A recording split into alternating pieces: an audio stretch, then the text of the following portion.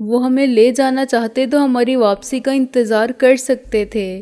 ہم اسی طرح پکڑے جاتے جیسے چوہے دان میں چوہا گرفتار ہوتا ہے۔ وہ ہمیں ہینڈز اپ کرواتے اور ریوڑ کی طرح ہانک کر لے جاتے۔ کہاں لے جاتے؟ میں نے کہا۔ ہاں، یہ سوچنے کی بات ہے، غالب نے کہا۔ میرا خیال کہتا ہے کہ وہیں جہاں نازو ہے وہ شہلا اور رابعہ کو بھی وہیں لے گئے ہوں گے۔ میرا دل بھی یہی کہتا ہے، میں نے کہا۔ یہ ہو سکتا ہے، محسن نے کہا اور ٹیڈی نے فقط تائید میں سر ہلایا۔ اگر سب یہی سمجھتے ہیں تو پھر دیر کیسی؟ میں نے کہا۔ تمہارا مطلب ہے ہم اس اسلحہ خانے پر حملہ کر دیں اور اپنے یرغمالی چھڑا کے لے آئیں؟ محسن بولا۔ مر جائیں یا مار آئیں، کیا ہم ایسا نہیں کر سکتے؟ میں نے کہا۔ یہ سراسر خودکشی ہوگی۔ ہمیں ان کے پیغام کا انتظار کرنا ہوگا۔ وہ ہم سے کوئی سودا کریں گے، کوئی بات منوائیں گے۔ اسی وقت دروازے پر دستک ہوئی۔ ہم سب یوں اچھل پڑے جیسے کوئی بغیر بتائے اندر آ گیا ہے، حالانکہ یہ دستک بیرونی دروازے پر ہوئی تھی۔ ٹیڈی قریب تھا، چنانچہ وہ سب سے پہلے دروازے تک جا پہنچا۔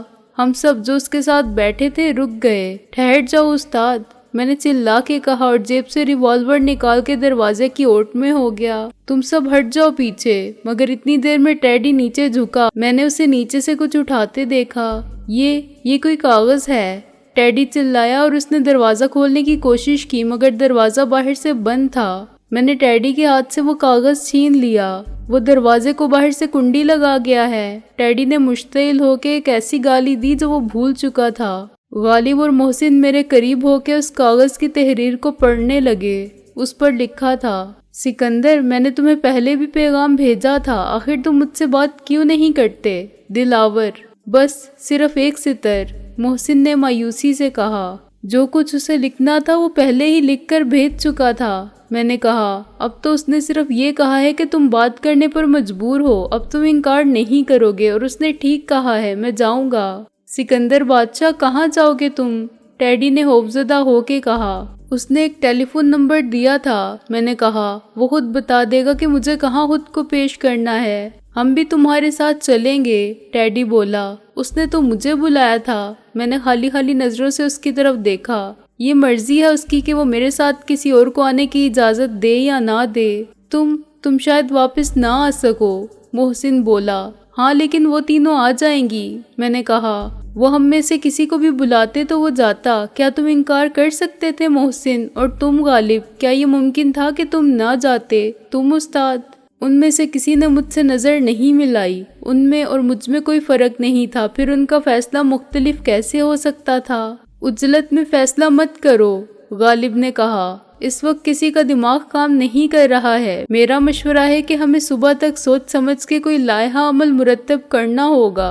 ہونے والی بات تو ہو چکی، لیکن کیا یہ ہماری شکست ہو گئی؟ جنگ ختم ہو گئی صرف اتنی سی بات پہ کہ وہ 2 لڑکیوں کو اٹھا کر لے گئے؟ یہ اتنی سی بات ہے غالب کے بچے، استاد ٹیڈی چلایا۔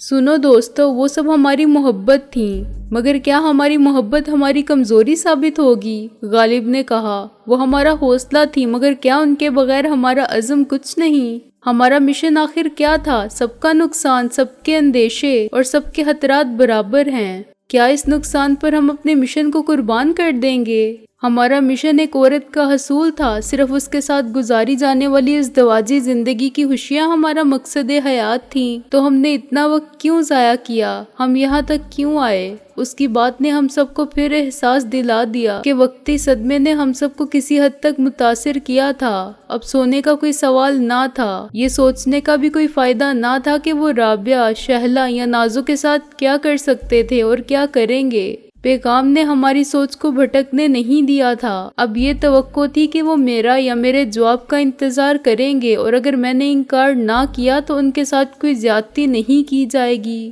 بے شک اب وہ اس پوزیشن میں تھے کہ انہیں ہمارے سامنے یا ہمیں ان کے سامنے لے جا کر ہر بات منوا سکتے تھے یا اگلوا سکتے تھے، مگر آج کی رات ہم آزاد تھے۔ وہ ہمیں جان بوجھ کر چھوڑ گئے تھے کہ صبح تک ہم کوئی فیصلہ کر سکیں۔ تم لوگ ڈرائنگ روم میں چلو، محسن نے کہا۔ میں سب کے لیے کافی بنا کے لاتا ہوں۔ میں دروازے کو چیک کر لوں، میں نے کہا۔ کہیں دروازے تک آ کے پیغام چھوڑنے اور ہمیں قید کر جانے والا وہی آلات یہاں نصب نہ کر گیا ہو جو ہم نے وکٹر فیملی کے گھر میں پہنچائے تھے۔ ہماری جوتی اور ہمارا ہی سر والا کیس نہ ہو۔ لیکن دروازہ تو باہر سے بند ہے، ٹیڈی نے کچھ تاخیر سے کہا کیونکہ وہ بھی اپنے خیالوں میں گم تھا۔ اس وقت تک وہ دروازہ کھولنے کی کوشش کر چکا تھا۔ میں بھی بھولا ہوا تھا کہ دروازہ نہیں کھولا جا سکتا، مگر مجھے اس وقت بڑی حیرانی ہوئی جب دروازہ کھل گیا۔ میں نے کسی کے فرار ہوتے قدموں کی صدا پر بڑی پھرتی سے اپنا ریوالور نکالا اور باہر آ گیا۔ فرار ہونے والے کو تقریباً میں نے 50 گز کے فاصلے پر دیکھا۔ وہ سر تاپا سیاہ لباس میں تھا اور آخری کونے کی اسٹریٹ لائٹ کے قریب پہنچ کر اس نے پلٹ کر دیکھا۔ تب بھی میں اس کی صورت نہ دیکھ سکا کیونکہ اس کے چہرے پر بھی چادر کا پلو تھا جس میں سے صرف اس کی آنکھیں نظر آتی تھیں۔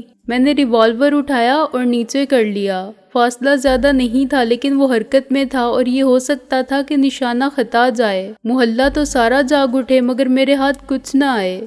میں نے اس کے پیچھے دوڑ لگانے کا سوچا مگر پھر خود ہی اس ارادے کو ترک کر دیا۔ اسے 50 گز آگے ہونے کا فائدہ حاصل تھا اور وہ تھا بھی بہت تیز رفتار۔ ذرا سی دیر میں وہ میری نگاہ سے اوجھل ہو گیا۔ پھر کسی جیپ کا انجن غرایا اور جیپ کی ایک جھلک مجھے اس وقت دکھائی دی جب جیپ گلی کے سامنے سڑک پر سے گزری۔ گلی کے آخری حصے کے بعد سڑک پر کوئی اسے واپس لے جانے کے لیے تیار کھڑا ہوا تھا۔ کچھ ملا؟ غالب نے میرے قریب آ کے کہا۔ یہ ٹیڈی تو کہہ رہا تھا کہ دروازہ باہر سے بند ہے، تو کیا میں جھوٹ بول رہا تھا؟ ٹیڈی نے چڑھ کر کہا۔ جھوٹ نہیں تھا تو کیا سچ تھا؟ غالب نے بھی اسی انداز میں کہا۔ سکندر کے پاس جادو تو نہیں ہے کہ اس نے خود ہی لگی ہوئی کنڈی کھول لی؟ کوئی باہر موجود تھا۔ میں نے دروازہ بند کرتے ہوئے سب کو مطلع کیا۔ جس نے کنڈی لگائی تھی وہ دروازے سے کھڑا رہا اور ہماری گفتگو سنتا رہا تھا۔ تم کیا سرائی کر رہے ہو؟ نہیں، جب میں نے دروازہ کھولا تو وہ بھاگا۔ میں نے کہا، میں نے خود اسے بھاگتے دیکھا۔ ایک جیپ آئی اور اسے لے گئی ہے۔ تم نے دیکھ لیا تھا اسے؟ کون تھا وہ؟ محسن بولا۔ گولی کیوں نہیں مار دی اسے؟ ٹیڈی نے کہا۔ یار اس نے کالی چادر لپیٹ رکھی تھی، بہت دور نکل گیا تھا وہ۔ میں نے کہا، گولی مار دیتا مگر اس کے بعد کیا ہوتا؟ لوگ باہر نکل آتے کہ یہ کیا تھا، اسے گولی لگتی یا نہ لگتی؟ فضول میں پولیس کا چکر پڑ جاتا۔ ایک بات پر ہم سب کا اتفاق رائے تھا کہ یہ جگہ اب چودھری دلاور کی نظروں سے محفوظ نہیں اور تحفظ کا احساس محض ہماری خوش فہمی تھی۔ بظاہر یوں لگتا تھا کہ اس شہر کے کسی گوشے میں ہمارے لیے مستقل پناہ نہیں۔ دلاور 1000 آنکھوں والا، 1000 پایا ہے جو ہر جگہ دیکھ سکتا ہے اور ہر جگہ پہنچ سکتا ہے اور اس سے کہیں مفر نہیں۔ آئندہ ہمارا ٹھکانہ کہاں ہوگا، یہ مسئلہ خارج اس بحث تھا اور زیادہ سے زیادہ یہی کہا جا سکتا تھا کہ جہاں سینگ سمائے، جہاں تقدیر لے جائے۔ یہ غالب تھا جس نے ایک سوال پھر اٹھایا کہ وہ شہلا اور رابعہ کو کہاں لے گئے ہوں گے۔ غالباً وہیں جہاں نازو ہے، ہم سب نے کہا۔ یہ ہم سب پہلے بھی کہہ چکے تھے، وہ انہیں کسی دوسری جگہ بھی لے جا سکتے ہیں۔ غالب نے کہا، ہاں، انتخاب رابعہ یا شہلا کے ہاتھ میں نہیں ہے۔ میں نے کہا، اور کون سی جگہ ہو سکتی ہے؟ غالب بولا، کیا وہ انہیں اپنے گھر لے جائیں گے؟ نہیں، وہاں ان کی اپنی فیملی ہوگی۔ وہ جو کچھ باہر کرتے ہیں اس کا تعلق ان کی فیملی سے نہیں ہوتا اور اس کا اثر ان کے گھر پر نہیں پڑتا۔ ان کے پاس جگہ کی کمی نہیں، ان کے وسائل محدود نہیں اور ان کے سارے خفیہ ٹھکانے ہمارے علم میں نہیں۔ میں نے کہا، میں ایک مختلف زاویے سے دیکھ رہا ہوں۔ غالب نے کہا، میں نے بھی ان کے گھر اور خاندان کی بات کی تھی جو ان کے غیر قانونی اور غیر اخلاقی کاروبار کے اثرات سے محفوظ ہیں، لیکن کیا ہمارے گھر اور خاندان ان کی بدماشی اور جارحیت سے محفوظ ہیں؟ ایسا پہلے بھی ہوا ہے۔ وہ رابعہ اور نازو کو اٹھا کر لے گئے تھے لیکن اس وقت وہ ہمارے ساتھ ایک محاذ پر آگے آگے تھیں۔ آج انہوں نے ہمارے گھر میں گھس کے کارروائی کی ہے۔ وہ محسن کی بیوی کو اٹھا لے گئے ہیں۔ محسن کو یہ حق حاصل ہے کہ وہ دلاور کی بیوی کو اٹھا لائے۔ میں نے غالب کے استدلال پر محسن کی طرف دیکھا، پھر محسن نے میری طرف دیکھا۔ ہم دونوں کی نظر کا سوال ایک ہی تھا، کیا غالب ٹھیک نہیں کہتا؟ جنگ میں اخلاقی اصولوں کی پاسداری دونوں فریق کرتے ہیں یا پھر کوئی بھی نہیں کرتا۔ پہل کرنے والے ہم نہیں تھے مگر ہمارے لیے ایسی ہی جوابی کارروائی کا جواز یقیناً پیدا ہو گیا تھا۔ یہ بھی سوچو، سکندر اعظم کے رشتوں کی آبرو کا پیمانہ صرف نکاح نامہ نہیں ہوتا جو محسن کے پاس ہے اور تمہارے پاس یا میرے پاس نہیں ہے۔ رابعہ تمہاری بیوی نہیں، نازو میری کچھ بھی نہیں، مگر کیا وہ ہماری عزت نہیں ہے؟ ہم ان کی عزت کے اتنے ہی رکھوالے ہیں جتنا دلاور اپنی بیوی کی عزت کا رکھوالا ہے۔ یہاں قانون اور اخلاق میں ذمہ داری کے اعتبار سے کوئی فرق نہیں۔ غالب نے کہا، میں تمہارے خیال سے اختلاف نہیں کر سکتا۔ میں نے کہا، اختلاف محسن بھی نہیں کر سکتا۔ غالب نے کہا، اگر ہم اپنے عقیدے کو دیکھیں تو اس میں آنکھ کے بدلے آنکھ اور دانت کے بدلے دان یا جان کے بدلے جان لینے کا تصور ہے۔ ہمیں یہ حکم نہیں کہ کوئی تمہارے ایک گال پر تمانچہ مارے تو تم دوسرا گال بھی اس کے سامنے کر دو۔ جہاں تک ہمارے ساتھ ہونے والی زیادتی کا تعلق ہے تو سوال قانونی رشتے کا نہیں، ایک دشمن ہم سے وہ چیز چھین کر لے گیا ہے جو ہمیں بہت عزیز تھی، ہماری آنکھ اور ہمارے دانت سے بھی زیادہ، اور وہ ہمارا دشمن تھا، اس سے ہماری جنگ ہے، کھلی جنگ۔ تم ٹھیک کہتے ہو، ہمیں دلاور نے ہی مجبور کیا ہے کہ ہم اس کے سکوں میں اس کو ادائیگی کریں، محسن بولا۔ ابھی ہمارا مفروضہ ہے کہ وہ رابعہ اور شہلا کو بھی نازوں کے ساتھ قید کر کے لے گئے ہوں گے۔ اس مفروضے کی بنیاد کوئی نہیں۔ ہم یہ بھی سمجھتے ہیں کہ وکٹر فیملی کے اسلحہ خانے پر حملہ کر کے سب کو چھڑا لانا بھی ناممکن ہے، لیکن ایک کام ہم کر سکتے ہیں 100% یقین کے ساتھ، جس میں ناکامی کا امکان نہ ہونے کے برابر ہے۔ غالب نے کہا، ہم نے چودھری دلاور کا گھر دیکھا ہے، اس کے علاوہ اپنے دشمنوں میں سے ہم نے ایس پی سراج کا گھر دیکھا ہے۔ سکندر کو چودھری حشمت کا گھر معلوم ہے جو پولیس میں انسپیکٹر یا سب انسپیکٹر ہے۔ ڈی سلوا جس کوٹھی میں تھا وہ اب خالی پڑی ہوگی، لیکن وہ بھی ایک ٹارگٹ ہے۔ کیا یہ 4 ٹارگٹ کافی نہیں؟ ٹارگٹ کس مقصد کے لیے؟ میں نے کہا، ہمارے پاس 12 ٹائم بم ہیں۔ غالب نے کہا، ہم ان میں سے 4 استعمال کر سکتے ہیں۔ ایک گھنٹے کے وقفے سے میں سمجھتا ہوں کہ ایک بم کے پھٹنے سے شاید شکاری خوفزدہ نہ ہوں، دوسرا دھماکہ ان کے حوصلے پست کر دے گا، تیسرے دھماکے سے پہلے اگر چودھری دلاور کو بتا دیا جائے کہ وہ اس مہلت سے فائدہ اٹھائے، ورنہ نہ اس کا گھر رہے گا نہ خاندان، تو مجھے امید ہے ہم اس سے ہر بات منوانے کی پوزیشن میں ہوں گے۔ غالب کی تجویز نے ہم سب کو دم بخود کر دیا۔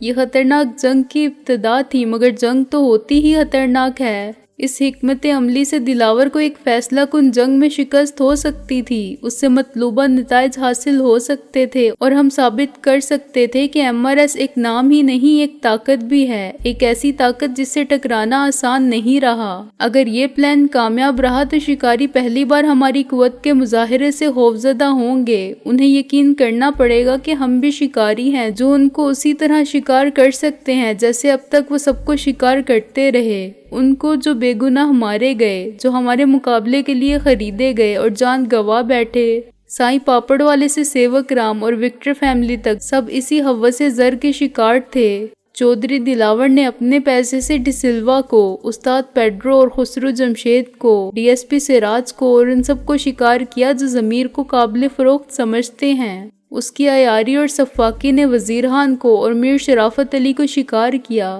رابعہ، اس کی ماں اور دوسرے انگنت لوگ اس کی بربریت کا شکار ہوئے، لیکن خود دلاور سے اوپر عالمی سیاست کے شکاری تھے جو اسی پیسے کی قوت سے سرحدیں بدل رہے تھے، دلوں میں تفرقے پیدا کر رہے تھے، گھر اور بستیاں اجاڑ رہے تھے اور اسلحہ خرید کر ان انسانوں کے ہاتھ میں تھما رہے تھے جو قاتل نہیں تھے مگر ان کے دلوں میں نفرت کا بیج بو دیا گیا تھا۔ چنانچہ وہ مصیبت کا شکار ہو کے اپنے ہم وطنوں کا شکار کر رہے تھے، خون کی ہولی کھیل رہے تھے اور انسانیت کی قدروں کو پامال کر رہے تھے۔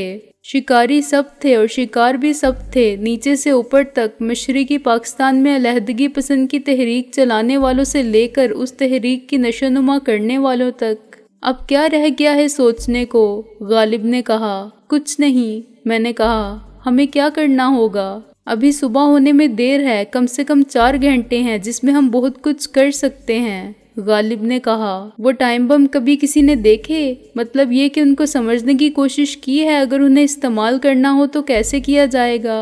اب تک کوشش تو نہیں کی، مگر ٹائم بم کا میکینزم کوئی کمپیوٹر کا سرکٹ نہیں ہوتا، محسن بولا۔ کلاک ورک ہوتا ہے، ابھی سمجھ لیتے ہیں۔ وہ اٹھا اور باہر نکل گیا۔ جب وہ لوٹا تو اس کے ہاتھ میں ایک ٹائم بم تھا جو اس نے ٹیڈی کی طرف اچھال دیا۔ لو استاد، پکڑو، کیچ، محسن نے کہا۔ استاد ٹیڈی کے حلق سے ایک عجیب سی آواز نکلی اور اس کی حالت خندق میں بیٹھے ہوئے شخص سے بدتر ہو گئی جس کے سر پر بم آ گیا ہو۔ نہ وہ اٹھ کر بھاگ سکتا تھا اور نہ بچ سکتا تھا۔ کیچ وہ ہاں کرتا، اس نے نہایت مضحکہ خیز انداز میں ادھر ادھر ہاتھ چلائے جیسے ناک پر بیٹھنے والی مکھی کو اڑا کے بھگا رہا ہو، اور پھر آخری وقت میں لڑک گیا۔ اس کے منہ سے نکلنے والی مضحکہ خیز آوازیں سن سن کر ہم سب کا ہنستے ہنستے برا حال ہو گیا۔ ہماری ہنسی اس وقت قابو سے باہر ہو گئی جب ٹائم پیس کے برابر بم اس کی گود میں گرا اور اس نے زور سے کلمہ پڑھا، جیسے بم پھٹ گیا تو اس کی مہلت بھی نہ ملے گی۔ جب کچھ نہ ہوا اور اس نے ہمیں ہنستے دیکھا تو وہ ایک دم اٹھا، تیری تو ایسی کی تیسی۔ وہ محسن کے پیچھے دوڑا۔ ارے استاد، کیا گناہ ہے آخر میرا؟ کیچ خود تم نے نہیں کیا اور مارتے ہو مجھے۔ محسن نے چھلانگ مار کر اپنی جان بچائی۔ لو، بیچارے پر بم پھینک دیا اور کہتا ہے میرا گناہ کیا ہے؟ غالب بولا۔ بم پھٹ جاتا تو بیچارہ دنیا سے کنوارا جاتا۔ میں نے کہا، بڑی خود غرضی کی بات ہے کہ خود تو شادی کر لی اور ٹیڈی پر بم گرا دیا۔ استاد، ٹیڈی کا خوف پہلے شدید اشتعال میں تبدیل ہو گیا تھا۔ ہماری ہنسی نے غصے کو خجالت میں بدل دیا۔ وہ ہاتھ باندھے بیٹھ گیا۔ یار، ایسا جان لیوا مذاق نہیں کرنا چاہیے، وہ بولا۔ اب ایک کوڑ مغز، عقل کے دشمن، محسن نے کہا۔ بم چلنے والا ہوتا تو یہ دوسرے آرام سے بیٹھے رہتے اور میں اسے ایسے پھینکتا۔ قسم خدا کی میرے لیے تو ڈوب مرنے کا مکان ہے کہ سالہ اتنا احمق ہے۔ استاد، بم میں ایک تو ہوتا ہے فیوز، غالب نے اسے سمجھانے کے لیے کہا۔ جب تک فیوز نہ لگایا جائے بم اتنا ہی بے ضرر رہتا ہے جیسے کوئی کھلونا۔ اس کے علاوہ یہ تو خاص قسم کا بم ہے، اس میں ٹائم سیٹ کرنا ضروری ہے۔ جیسے الارم ٹائم سیٹ کیے بغیر نہیں بجتا، ایسے ہی یہ ٹائم بم بھی سیٹ کیے ہوئے ٹائم سے پہلے نہیں پھٹتا۔ اتنی دیر میں محسن نے ٹائم بم کو الٹ پلٹ کر غور سے دیکھ لیا تھا۔ اس نے اپنی رائے کا اظہار غالب سے کیا اور غالب نے اس سے اتفاق کیا۔ پھر انہوں نے مجھے سمجھانے کی کوشش کی، لیکن میں نے کہا کہ میں اپنی ناقص عقل کو اس سے دور رکھ کے خوش ہوں۔ اللہ آپ دونوں کی مغفرت کرے۔ اگر سمجھنے میں کوئی غلطی ہو جائے تو تجربے کی گنجائش نہیں تھی۔ چنانچہ انہوں نے بم کو ایک طرف رکھ دیا اور آدھے گھنٹے میں ہم نے اپنا پلان بنا لیا۔ اس کا پہلا مرحلہ 2 ٹیموں کی تشکیل سے شروع ہوا۔ ایک ٹیم میں میرے ساتھ غالب رہا، دوسری ٹیم میں صالح بہنوئی کو شامل کیا گیا، اس تنبیہ کے ساتھ کہ وہ بم ایک دوسرے کو نہ لگا لیں۔ پروگرام کے مطابق انہیں ڈی سلوا کی خالی کوٹھی میں پہلا بم رکھنا تھا اور اس کا وقت اتفاق رائے سے 10 بجے رکھ دیا گیا تھا۔ چونکہ ٹائم بم میں زیادہ سے زیادہ 12 گھنٹے کی گنجائش ہوتی ہے، اس لیے ضروری تھا کہ آخری بم کا وقت 2 بجے ہو۔ دوسرا بم بھی انہیں ہی ایس پی سراج کے گھر میں لگانا تھا اور اس کا وقت 11 بجے کا تھا۔ باقی 2 بم میرے اور غالب کے پاس تھے۔ تیسرے بم کے لیے 12 بجے کا وقت اور حشمت خان کا گھر منتخب کیا گیا تھا اور آخری بم چودھری دلاور کے گھر کے لیے تھا۔ دلاور کو 2 گھنٹے کی مہلت دی گئی تھی تاکہ وہ فیصلہ بھی کر سکے اور اس پر عمل درآمد کے انتظامات ہماری مرضی کے مطابق ممکن ہوں۔ اس وقت رات کے یا صبح کے 3 بجے تھے۔ اندھیرے کو دیکھتے ہوئے اسی رات ہی سمجھا جا سکتا تھا، مگر رسولاً یہ دن کی صبح کا آغاز تھا اور اس آغاز کو بھی 3 گھنٹے بیت چکے تھے۔ حشمت خان کا گھر ایک سمت میں تھا تو دلاور کا دوسری سمت میں، اور ہم واپس پہنچتے تو ایک تکون کی 3 اضلاع کی مسافت طے کرتے۔ مجموعی فاصلہ 15 میل سے کم نہ ہوتا۔ چنانچہ پہلا مسئلہ ٹرانسپورٹ کا تھا۔ محسن اور ٹیڈی کی ٹیم پر بھی واضح کر دیا گیا تھا کہ انہیں ذرائع نقل و حمل خود تلاش کرنے ہیں یا پیدا کرنے ہیں۔ ہم 2 فرلانگ تک پیدل چلتے رہے، لیکن اتنی دیر میں ہمارے قریب سے ایک چوکیدار سائیکل پر گزرا۔ ایک کتا 4 ٹانگوں پر اور ایک پولیس مین 2 ٹانگوں پر گزرے، اور دودھ لے جانے والا ایک ریڑھا گزرا جس میں 2 ٹانگوں والا جانور 4 ٹانگوں والے کو نہار منہ گالیاں دے رہا تھا۔ ہماری مایوسی اور دل شکستی کو مرزا غالب نے حسن تدبیر سے نئی امید اور تازہ حوصلہ دے کر جدوجہد کے جوش اور ولولے میں بدل دیا تھا۔ ہم محسوس کرنے لگے تھے کہ ہاری ہوئی بازی جیتی جا سکتی ہے۔ اچانک غالب نے مجھے کوہنی ماری اور سڑک پر گر گیا۔ میں نے پیچھے سے آنے والی گاڑی کے ہیڈ لائٹ دیکھ لی تھی۔ میں نے سڑک کے درمیان میں آ کے زور زور سے ہاتھ ہلانا شروع کیا۔ قریب آ کے کار رک گئی۔ اس کے لیے رکے بنا چارہ بھی نہ تھا، کیونکہ غالب آدھی سڑک پر لمبا لیٹا ہوا تھا۔ باقی راستہ میں نے روک رکھا تھا۔ عورت اور مرد دونوں جوان تھے، لیکن عورت خوفزدہ ہو گئی تھی۔ میں نے تم سے کہا تھا، وہ بولی، گاڑی مت روکو۔ شٹ اپ، مرد نے کہا اور پھر مجھ سے مخاطب ہوا۔ کیا بات ہے؟ یہ میرا ساتھی چلتے چلتے لیٹ گیا۔ میں نے کہا، غالباً اس پر دل کا دورہ پڑا ہے، بڑی مہربانی ہوگی اگر آپ اسے ہسپتال۔ اف بھائی، ہم ایئرپورٹ جا رہے ہیں، مرد بولا۔ میرا سالہ آ رہا ہے، ہسپتال گئے تو دیر ہو جائے گی، ہم ایئرپورٹ پہنچیں گے اور وہ گھر پہنچ جائے گا۔ وہ گھر پہنچ تو جائے گا صاحب، یہ تو اللہ میاں کے پاس پہنچ جائے گا، میں نے کہا۔ مرد مجبور ہو گیا اور اس نے پچھلا دروازہ کھول دیا۔ پلک جھپکتے میں مردہ زندہ ہو گیا اور ہم دونوں تقریباً ایک ساتھ پچھلی سیٹ پر قابض ہو گئے۔ مرد کا ہاتھ گلوز کمپارٹمنٹ کی طرف بڑھا ہی تھا کہ میں نے ریوالور نکال لیا۔ عورت نے ایک چیخ ماری۔ What is this? तुम ड्रामा कर रहे थे? मर्द बोला, यस, हम ऐसे ड्रामे करते रहते हैं। मैंने अंग्रेजी में जवाब दिया, और ख्वाहिश यही रखते हैं कि अंजाम ट्रेजिक ना हो। सब लोग आखिर में हंसी खुशी अपने अपने घर जाएं और इस वाक़ये को भूल जाएं। ये ज़्यादा से ज़्यादा 20 मिनट की ड्राइव है, गालिब ने कहा। जहां हम जाना चाहते हैं वहां पहुंचा दो, उसके बाद good bye and good luck. हमें सिर्फ लिफ्ट चाहिए, जो तुम खुशी से कभी ना देते, मैंने कहा। और अगर हमें इस वक्त ट्रांसपोर्ट मिलने की उम्मीद होती तो हम तुम्हारा रास्ता कभी ना रोकते। 20 मिनट से भी कम वक्त में उसने हमें मुगलपुरा रोड पर घास मंडी के पास उतार दिया। रास्ते में किसी ने कोई बात नहीं की थी। औरत ने एक बार फिर मर्द को याद दिलाना चाहा था कि वो अहमक है, और अगर उसने गाड़ी ना रोकने का मशवरा कबूल कर लिया होता। मर्द ने फिर उसको शट अप कहा था और वो शट अप हो गई थी। थैंक यू और बहुत माजरत, मैंने उतरने के बाद कहा। आदमी कभी कभी मजबूरी में वो काम करता है जो उसे नहीं करने चाहिए, मसलन शादी। अगर तुम डाका डालने जा रहे हो तो खुदा के लिए मेरी गाड़ी का नंबर भूल जाओ, मर्द बोला और गाड़ी निकाल ले गया। औरत उस वक्त भी दम बखुद बैठी थी। उसे यकीन नहीं आ रहा था कि हमने सिर्फ लिफ्ट ली है, उसकी जान नहीं ली है, जेवरात नहीं लिए, हैंडबैग नहीं लिया। आगे का रास्ता एक तंग सी सड़क से गुजरता था जो एक फरलांग के बाद 2 हिस्सों में बंट जाती थी। एक गली नुमा सड़क थोड़ा सा दाईं तरफ घूमती थी तो दूसरी थोड़ा बाईं तरफ। याददाश्त ने मेरा साथ दिया और मैंने उल्टे हाथ की तरफ मुड़ने का फैसला किया। बहुत जल्द मैंने उस जगह को शनाख्त कर लिया जहां एक रात मैं राबिया को सख्त तरीन अजाब की कैद से निजात दिला के पहुंचा था तो मुझे पुलिस ने गिरफ्तार कर लिया था, क्योंकि मेरे जिस्म पर नाम को भी लिबास नहीं था। वो घुड़सवार पुलिस थी जो मुझे अपने साथ थाने ले गई थी, जहां से अंकल एसएसपी रिजवी को फोन करते ही मुझे वीआईपी का दर्जा हासिल हो गया था। उसी रात मैंने हशमत खान का घर दरियाफ्त किया था।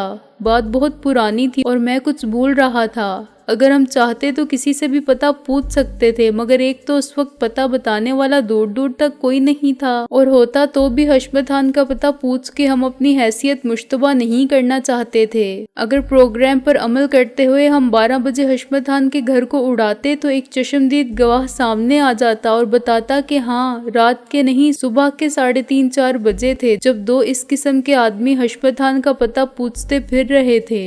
एक जगह रुककर मैंने थोड़ा सा गौर किया और जहन के नहा खानों में रखी हुई यादों की किताब पर से वक्त की गर्द झाड़ी। आहिस्ता आहिस्ता मेरे जहन में एक तस्वीर उभरी। गालिब ने मुझे हिलाया। ये क्या गली के बीच में ज्ञान ध्यान शुरू कर दिया? अभी आ जाएगा कोई चौकीदार तो गले पड़ जाएगा, गालिब ने कहा। ज्ञान ये हासिल हुआ है हमें मूर्ख कि जहाँ हम पहुँच चुके हैं वही हमारी मंजिल है, मैंने कहा। अपने सामने देख, वो जो सुर्ख रंग की खिड़कियों की कितार है वही हशमत खान का घर है, मैंने कहा। गालिब ने मेरी उंगली के इशारे पर देखा। ये तीसरा घर? मैंने इकरार में सर हिलाया और हमने तस्दीक के लिए करीब जाके देखा। दरवाजे पर लकड़ी की मैली सी तख्ती पर हशमत खान ASI लिखा था। उसके दोनों जानिब 2 मंजिला मकान थे। एक नज़र में हमें ये अंदाजा हो गया कि हमारा काम कितना मुश्किल हो गया है। दोनों तरफ से छत पर उतरना मुश्किल ही नहीं नामुमकिन है, गालिब ने कहा। शायद पीछे की तरफ कोई ऐसा घर हो जिसकी छत बिल्कुल हशमत खान के घर की छत से मिलती हो, मैंने कहा। उसका क्या फायदा कि पहले हम एक छत पर चढ़ने का खतरा मोल लें और फिर दूसरी पर उतरें, गालिब ने कहा। बराह रास्त इसी पर न चढ़ जाएं। कैसे चढ़ जाएं बंदर के बच्चे, मैंने कहा। मुझे तो उड़ना भी नहीं आता और खुदा ने तुम्हें अक्ल दी होती तो एक सीढ़ी या रस्सी ले आते। हेलीकॉप्टर होता तो सबसे अच्छा रहता, गालिब ने भुन्ना के कहा। तुम इधर आओ, जरा दीवार के साथ लग जाओ। मैं तुम्हारे सरे अजीज पर कदम रख के ऊपर वाले छज्जे तक पहुंचता हूँ, वहां से छत की मुंडेर तक, फिर यही तरीका काम आएगा। मुझे अंदाजा तो था कि खिड़की के ऊपर वाला छज्जा काफी मजबूत है और ज्यादा ऊंचा भी नहीं है। जमीन से उसकी बुलंदी 8 फुट के करीब थी, लेकिन गालिब रोशनदान के छज्जे की बात कर रहा था जो 12 फुट ऊपर था। मैंने उसे सहारा दिया और दोनों हाथों की उंगलियों को आपस में मिला के खड़ा हो गया।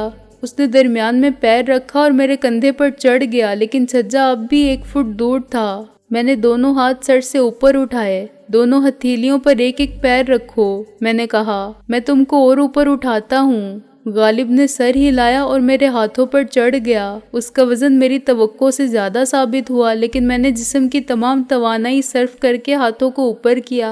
आहिस्ता आहिस्ता गालिब ऊपर उठा। शाबाश टार्जन, थोड़ा सा और, बस थोड़ा सा। हाँ। एकदम मेरे हाथों पर से वजन गायब हो गया। मैंने लंबी सांस खींची और गालिब को रोशनदान के छज्जे पर पैर जमा के छत की मुंडीर को पकड़ते देखा। रोशनदान का छज्जा लकड़ी का था और उस पर ज्यादा वजन नहीं डाला जा सकता था। गालिब ने मुझे न जाने हाथ से क्या इशारा किया और छत पर उतर के गायब हो गया। मैं गली में अकेला खड़ा रह गया। इतनी देर में ना गली से कोई चौकीदार गुजरा था, ना कोई दूसरा शख्स, लेकिन कोई किसी भी वक्त आ सकता था। तो मैंने इधर उधर देखा और सामने वाले घर के दरवाजे में फिट हो गया, जो दोनों दीवारों के दरमियान कुछ गहराई में था। गालिब शायद ये चाहता था कि मैं गली की निगरानी करूं। अंदर का काम वो अकेला कर सकता था। हम दोनों के ऊपर जाने और एक साथ घर में उतरने से कोई फायदा ना होता, क्योंकि वो काम एक ही आदमी का था। मैं उस अलमारी जैसे खला में दरवाजे से चिपक कर सांस रोके खड़ा हुआ था कि न जाने किधर से एक कुत्ता नमूदार हो गया। उसने करीब आके मुझे सूंघना शुरू कर दिया।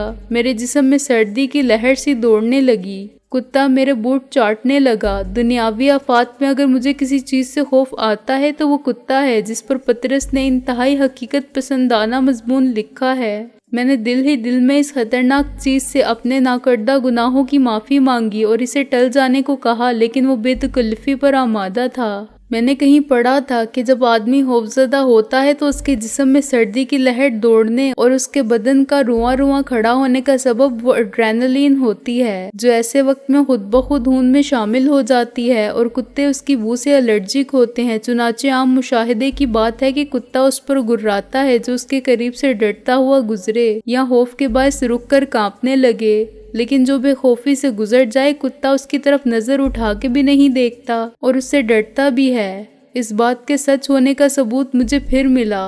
कुत्ते ने गुर्राना शुरू किया और उसके अज़ाइम जारहाना हो गए। मेरे लिए कुछ करना जरूरी हो गया। मैं भाग नहीं सकता था, चीख नहीं मार सकता था, यहाँ तक कि उसे शू शू करके धुतकार नहीं सकता था। मैंने वो किया जिसकी मुझे खुद से बिल्कुल उम्मीद ना थी। मेरा एक पाँव बिजली की तरह हरकत में आया और बूट की ठोकर कुत्ते के सर पर लगी। वो चिल्लाता हुआ भागा।